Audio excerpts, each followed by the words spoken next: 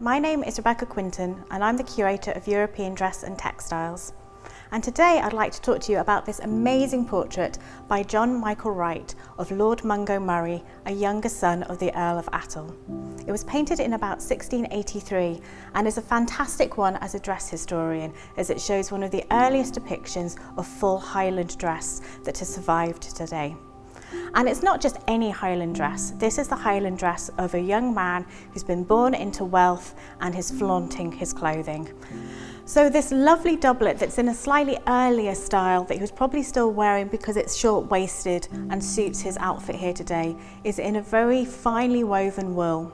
It's then been beautifully embroidered with silver and silver gilt thread. This is a style of embroidery that we get across the continent and into the courts of Europe.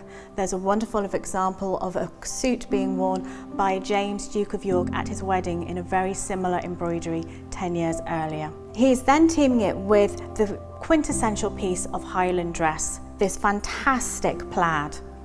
This is one long length of a very finely woven wool. The tartan here predates clan tartan and would have been a choice either by himself or the weaver.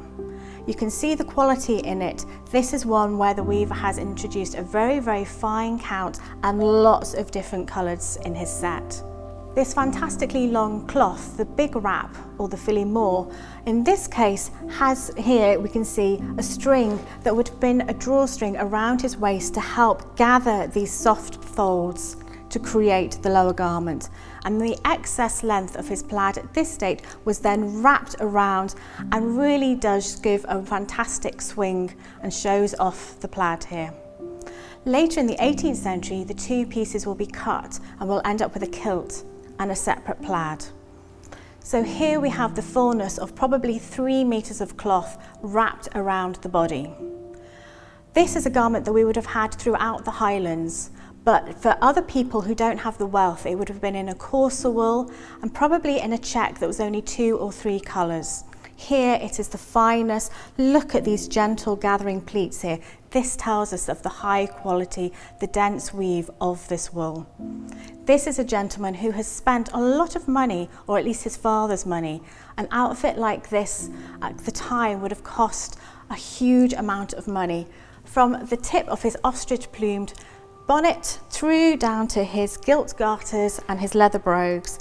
This is a gentleman that is showing his aristocratic privilege, his wealth in his clothing. Add to that his choice to have Highland dress in the tartan. He is establishing himself not just as an international elite, but as a Scottish, a Highland gentleman. If you'd like to help us improve our service, please do fill in the questionnaire in the link below.